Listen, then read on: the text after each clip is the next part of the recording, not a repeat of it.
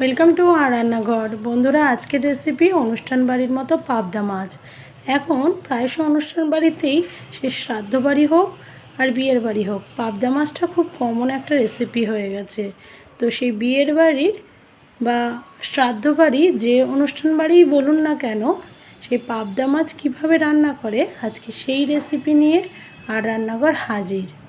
গরম গরম ভাতে শসা নিয়েছি, লেবু নিয়েছি আর জাস্ট একটা পাবদা মাছ।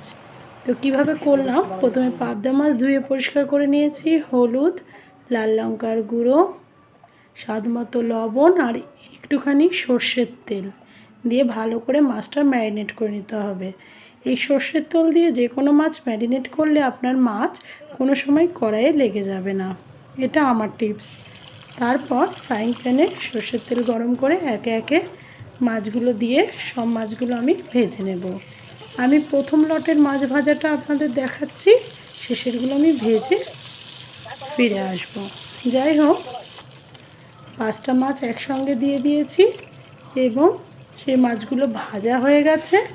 মাছ ভাজা হয়ে যাওয়ার পর মাছগুলো তুলে নিলাম। এবার একটা মশলা করে নেব। সেই মশলাটার জন্য শিলপাটাটা আগে একটু ধুয়ে পরিষ্কার করে নিই।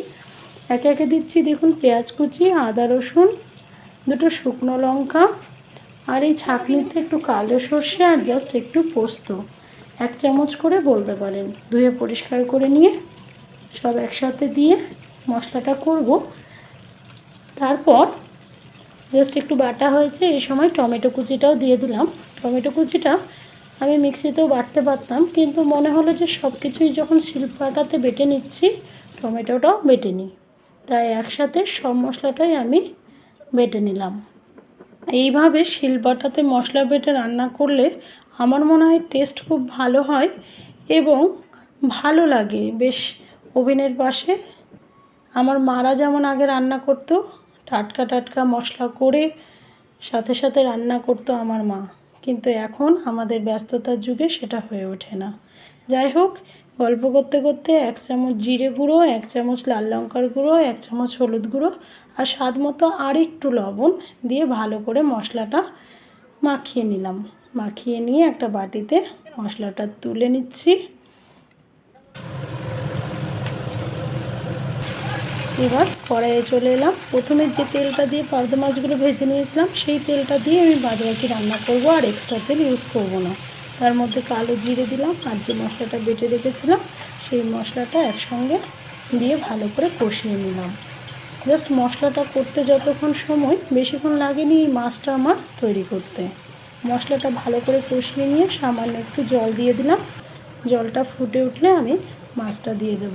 খুব বেশি জল দেব না, কারণ ঝোল করব না, একটু গায়ে গায়ে লেগে থাকবে, তবে না অনুষ্ঠান বাড়ির মতো লাগবে। দেখুন, এবার ভাজা মাছগুলো দিয়ে একটু উলট পালট করে দিই। আর একটু মনে হচ্ছে জল লাগবে, আর একটু জল দিয়ে দিলাম, কারণ ফুটতে তো সময় দিতে হবে। তার মধ্যে কিছুটা জল শুকিয়ে যাবে। তারপর ধনেপাতা কুচিয়ে দিয়ে দিলাম, এটা অপশনাল, বারবার বলি। এই সিজনে যদি ধনেপাতা না পান, দরকার নেই। এবার ঢাকা দিয়ে কিছুক্ষণ, প্রায় মিনিট 3-4 ফুটিয়ে নেবেন, তাহলে মাছের ঝোল টেস্টটা মাছের ভেতর ঢুকবে, খেতে ভালো লাগবে। বাস রেডি অনুষ্ঠান বাড়ির মতো পাবদা মাছ আমি ঢেলে নিলাম। এরপর আমি গরম গরম ভাতে একটু শসা নিয়েছি, একটা লেবু আর একটা পাবদা মাছ নিয়ে রাত্রের এই যে আমার খাওয়া, আমি জাস্ট এটা খেয়ে নেব। আপনারাও এইভাবে রান্না করে দেখতে পারেন, কেমন লাগছে বা কেমন হলো আমাকে কমেন্টে অবশ্যই জানাবেন। আর আমার রান্নাগুলো আপনাদের ভালো লাগলে প্লিজ অন্যদের সাথে শেয়ার করুন, আমার সাথে থাকুন। আপনারা সাথে থাকলে আমার চ্যানেলটা আরও